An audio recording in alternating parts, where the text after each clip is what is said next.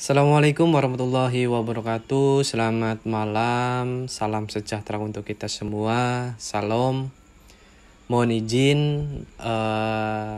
pada rekan-rekan dan teman-teman dan sahabat semuanya ya.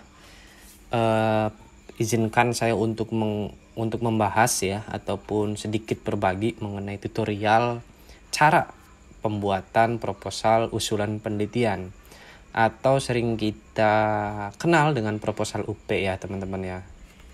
Baik, dalam page pertama ini kita akan membuat mengenai cover ya. Cover proposal UP. Jadi dalam pembuatan cover ini tentu berbeda dengan pembuatan cover pada makalah ya teman-teman ya. Dalam cover ini teman-teman yang perlu dipersiapkan itu adalah logo ya, logo Fakultas Hukum yang warnanya hitam putih. Seperti yang teman-teman lihat di layar PC atau layar handphone teman-teman. Kemudian yang kedua, itu kita menuliskan judul ya. Judulnya itu setidaknya harus mengandung ataupun harus terdiri dari dua unsur ya atau dua variabel, mohon maaf itu. Nah, variabel pertama itu mengenai peristiwa hukum ya, peristiwa hukum yang akan teman-teman kaji seperti itu. Apa peristiwa hukum yang akan teman-teman ambil? Dalam hal ini peristiwa hukumnya itu mengenai proses dan prosedur balik nama. Ini merupakan variabel pertama, peristiwa hukum ini untuk variabel pertama. Kemudian variabel keduanya itu kita pakainya aturan ya. Bisa undang-undang, bisa pakainya perda, perpres. Yang penting sifatnya adalah bahan kita untuk menganalisa peristiwa hukum ini sesuai enggak sih sama aturan. Seperti itu ya teman-teman ya. Nah, ada lagi itu ketika teman-teman nanti menggunakan bahan studinya itu putusan pengadilan, surat perjanjian ataupun apa, adanya suatu produk yang real untuk teman-teman kaji. Dalam hal ini boleh teman-teman sertakan ditulis studi kasus ya, di sini studi kasus putusan misalkan ya, putusan Pengadilan Negeri Indramayu nomor berapa kayak gitu. Ini sekedar contoh ya. Jadi teman-teman ditulisnya lengkap, putusan jangan putusan PN tapi putusan Pengadilan Negeri Indramayu nomor berapa kayak gitu. Itu boleh teman-teman ya kalau pakai studi kasus. Kalaupun enggak ya seperti ini ya. Jadi variabel pertama itu mengenai peristiwa hukum, variabel kedua itu adalah dasar kita sebagai penganalisa atau menganalisa peristiwa hukum itu ya. Mau pakai aturan apa kita menganalisanya. Oke ya teman-teman ya. Nah, dalam size judul itu kita pakai 14 ya. Kemudian untuk fontnya, semua proposal UP, semua skripsi kita pakai font formatnya itu Times New Roman ya teman-teman ya. Dengan margin 4433 ya. Atas sama samping kanan kertas itu kita pakai format 4 ya. Kemudian samping kiri dan bawah itu kita pakai format 3 seperti itu. Jadi 44433 seperti itu ya teman-teman ya. Nah, kemudian dalam nomenklatur ataupun kalimat proposal usulan penelitian ini kita menggunakan size-nya 16 ya. Dan yang lainnya baru kita 12 seperti itu ya. Nah, di bawah proposal UP ini harus ada nomenklatur seperti ini nih teman-teman ya. Untuk memenuhi salah satu syarat guna memperoleh gelar sarjana hukum, program studi ilmu hukum, Fakultas Hukum Unwir ya teman-teman ya. Jadi kita ataupun teman-teman membuat proposal UP ini sebagai salah satu syarat untuk memperoleh gelar sarjana hukum kayak gitu. Kemudian nama penyusun ditulis di sini ya, nama mahasiswa tentunya nama teman-teman sendiri, dilanjut dengan adanya NPM dan setelah itu harus disertai nama dosen pembimbing. Nah, yang paling atas itu adalah nama dosen pembimbing pertama dan kedua, di bawahnya itu ada nama dosen pembimbing kedua. Jangan sampai nama dospem kedua itu ditaruh di atas kayak gitu. Itu tidak diperbolehkan ya teman-teman ya. Kemudian setelah itu dilanjut dengan nomenklatur, nama fakultas dan nama perguruan tinggi. Nah, dalam cover sendiri ini tentu belum adanya nomor ya, nomor halaman, karena cover itu masih di depan ya, maksudnya masih belum termasuk dari bagian isi kayak seperti itu, belum termasuk bagian pembahasan kayak gitu ya teman-teman ya. Nah, dalam page kedua ini kita udah masuk ke nomor halaman ya, akan tetapi tidak menggunakan angka, melainkan angka Romawi ya, Romawi kecil. Itu di sini ada I ya, I itu pertama ya teman-teman ya. Nah, lembar persetujuan kita tulis lagi judulnya di sini, akan tetapi size-nya sudah 12, proposal UP juga sudah 12 ya, seperti itu.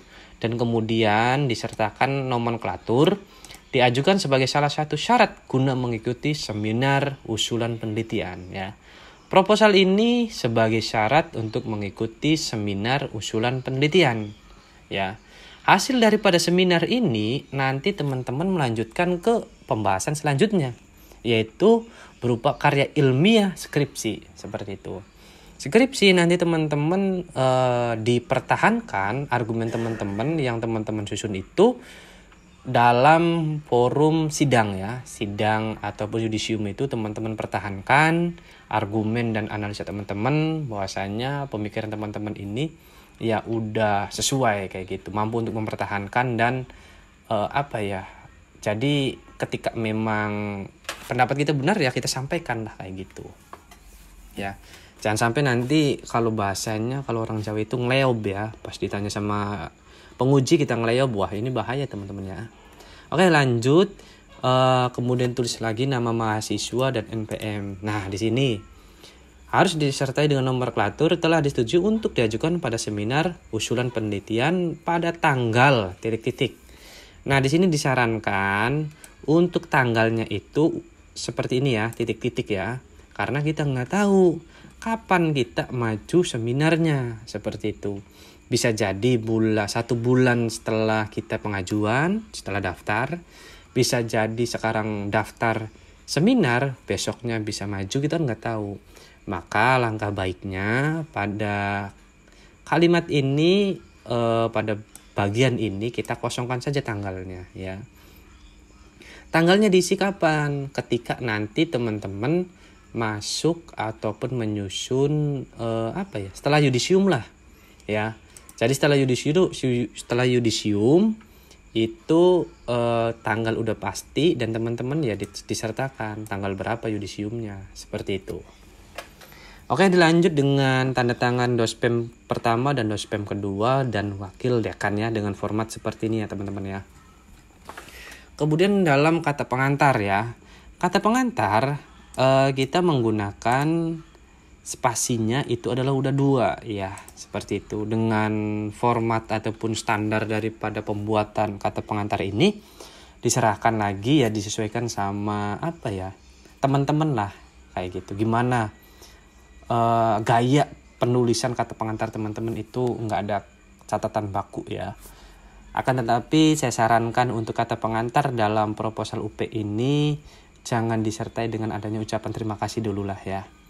Ucapan terima kasih boleh teman-teman tulis ketika nanti penyusunan skripsi. Dalam hal ini setelah seminar ya, teman-teman boleh diketik ataupun disampaikan ucapan terima kasihnya di kata pengantar ini, dideskripsikan kayak gitu, boleh. Akan tetapi tadi ketika udah skripsi ya, kayak gitu. Nah, hal yang kedua yang perlu dicatat itu penggunaan kalimat ya, penggunaan kata. Ketika dalam mendeskripsikan diri sendiri itu sebagai penyusun, maka yang tertanda di sini juga adalah penyusun. Karena yang sering saya jumpai itu dalam deskripsinya peneliti ya, akan tetapi untuk tertandanya ini adalah penyusun. Nah, seperti ini kita harus sinkron ya. Antar deskripsi dengan tertanda ini kita harus sinkron. Kalau penyusun ya penyusun lagi, kalau peneliti ya peneliti lagi kayak gitu. Nah, di sini ada bulan dan tahun disesuaikan dengan bulan tahun teman-teman mendaftar proposal UP-nya, seperti itu. Selanjutnya mengenai daftar isi ya. Daftar isi pada proposal UP ini tentu berbeda dengan daftar isi skripsi ya. Perbedaannya sungguh ya signifikan lah ya. Karena kalau skripsi itu ada terdiri dari beberapa bab ya. Ada bab 1, bab 2, bab 3 sampai bab 5. Kalau proposal UP ya segini aja kayak gitu ya. Dari lembar persetujuan, kata pengantar, daftar isi, pembahasan ini ya, langsung ke latar belakang, sampai sistematika dan daftar pustaka. Seperti itu. Nah, untuk skripsi, poin sistematika penyusunan ini tidak lagi dipergunakan ya teman-teman ya. Kalau proposal UP itu masih tetap menggunakan sistematika penyusunan, akan tetapi ketika sudah masuk skripsi, ini sistematika penyusunan tidak disertakan kayak gitu.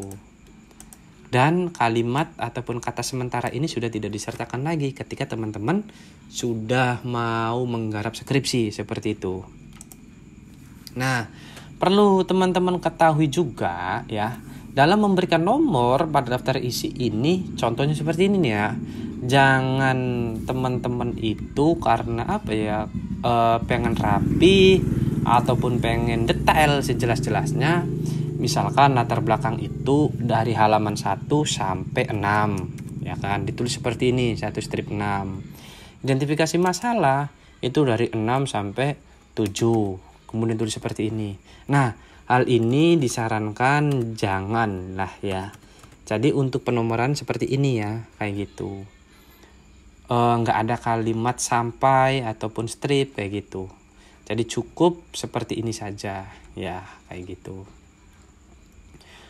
Oke teman-teman, sekian dulu. Nanti kita akan sambung lagi di video selanjutnya mengenai isi dan pembahasan seperti ini. Kita akan sampaikan terkait dengan tutorialnya lah, kayak gitu. Dan endingnya saya akan mau menyampaikan format ataupun pembuatan bahasanya tuh nomor dalam satu file, akan tetapi beda-beda gitu.